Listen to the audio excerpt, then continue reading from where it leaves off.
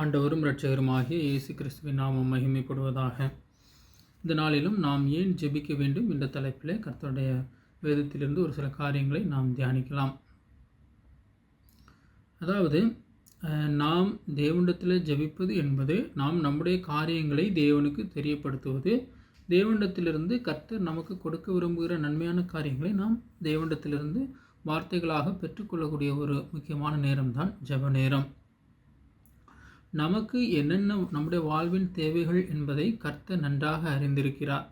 என்றாலும் நாம் ஜெபிக்க வேண்டும், கர்த்தரிடத்திலிருந்து காரியங்களை பெற்றுக்கொள்ள நாம் ஜெபித்து பெற்றுக்கொள்ள வேண்டும் என்பதை வேதத்திலே பல்வேறு இடங்களிலிருந்து நாம் பல்வேறு வசனங்கள் மூலமாக அறிய முடியும்.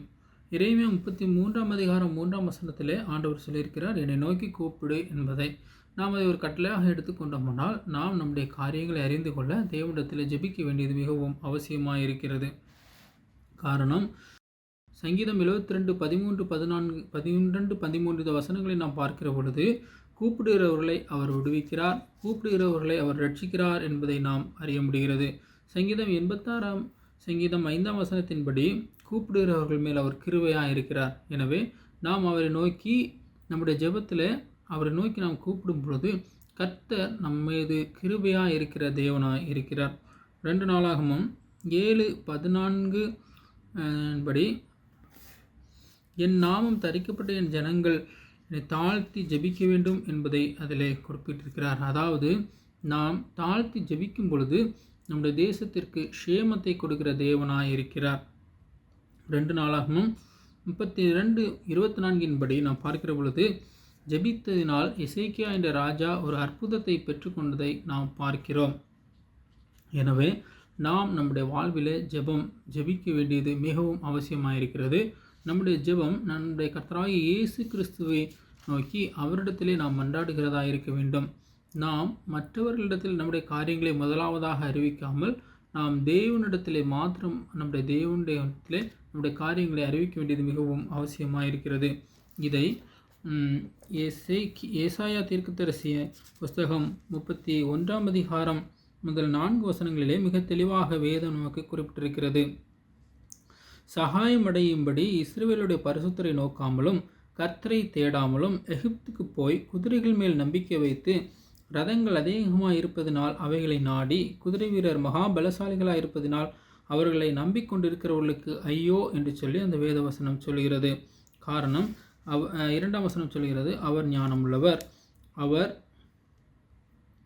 தம்முடைய வார்த்தைகளை மறுக்காமல் தீங்கு வர பண்ணி தீமை செய்தவர்களின் வீட்டுக்கும் அக்கிரமக்காரருக்கு சகாயம் செய்கிறவர்களுக்கும் விரோதமாக எழும்புவார்.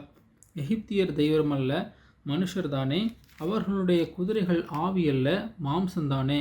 கர்த்தர் தமது கரத்தை நீட்டுவார், அப்பொழுது சகாயம் செய்கிறவனும் இடறி சகாயம் பெறுகிறவனும் விழுந்து அனைவரும் ஏகமாய் அழிந்து போவார்கள்.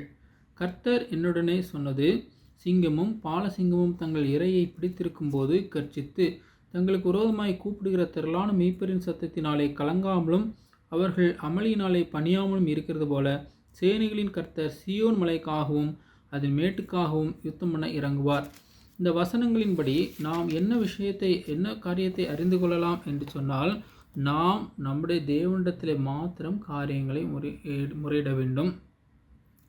மற்ற ஏதாவது எகிப்தியர் போன்ற மற்ற ஏதாவது ஒரு காரியங்கள் மீது நாம் நம்பிக்கை வைப்போமானால், முதலாவது நாம் அந்த இடங்களிலே போய் நம்முடைய காரியங்களை மனிதர்களிடத்திலோ வேறு தேவனற்ற எந்த காரியங்களிடத்திலோ நாம் பகிர்ந்து கொள்வோமானால் அது நமக்கு ஆபத்தை கொண்டு வருவதாக இருக்கும்.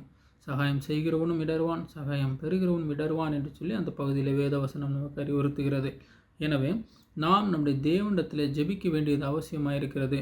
எனவே வேத புருஷர்கள் அந்தி சந்தி மதிய வேளைகளில் ஜெபித்து ஆசீர்வாதங்களை பெற்றுக்கொண்டது போல நாமும் தேவனிடத்திலே அதிகமாய் ஜெபித்து ஆசீர்வாதங்களை பெற்றுக்கொள்ள வேண்டியது அவசியமாய் இருக்கிறது.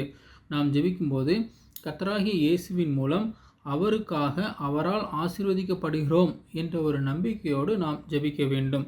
இயேசுவின் நாமத்தினாலே நாம் அந்த காரியங்களை முன்னிறுத்தும் பொழுது கர்த்தர் தருகிற ஜெபத்திற்கு தருகிற பதில் நம்மை நம்முடைய வாழ்விலே மேன்மைப்படுத்த ஒரு உதவியாக இருக்கும்.